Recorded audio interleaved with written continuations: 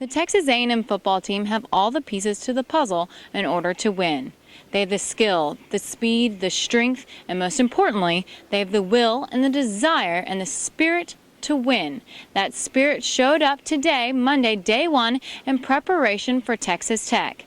A&M defensive coordinator Tim DeRuyter said in order to prepare for Texas Tech, new schemes will be drawn up for the defense, and there will be a lot of competition this week within the team. Don't play well, you examine everything from how we coach to personnel to how we practice, how we run meetings.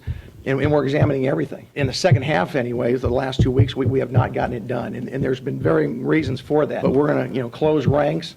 And, we've talked to our players this morning. There's going to be guys that are going to be disappointed, and guys got to handle it. Ben Compton, as I mentioned, is going to continue to play more. I think Eddie Brown, when he gets tired, struggles. And I think, Ben competing the way he did is going to help Eddie become a better player. Howard Matthews is going to be called upon this week to step up. I think he's getting to be about ready. We're going to force feed Sean Ward. I don't think he's ready just yet. We're going to try to get him to where he's playing more. Brandon Alexander, we're going to look what he can do. Right now, all jobs are open. Tony Hurd hadn't played a whole lot, but we're going to take a look at him.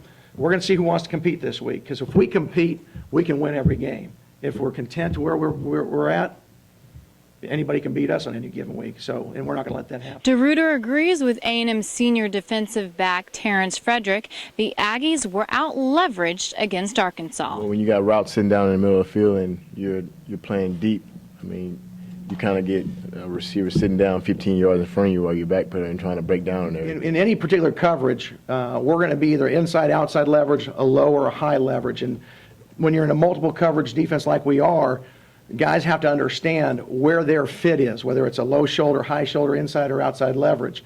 And we didn't always do that.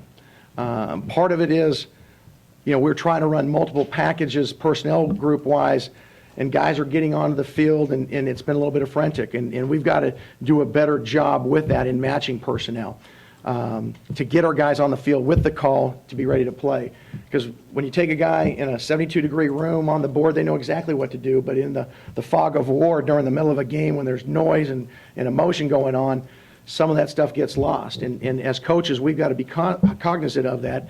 And we've got to give our players the absolute best opportunity to execute their defense. And I didn't do a good enough job of that last week in the second half. And even in the first half, when we had 2 home run plays that were very poorly executed, and that goes to me, and we will get that straightened out. DeRuyter said he needs every man on the A&M defense to have that same desire and will to win, that passion to earn his starting job back, like junior linebacker Jonathan Stewart had over the weekend at Arkansas. He said Stewart just had that still-eyed glare, that resolve and conviction about him that every player needs.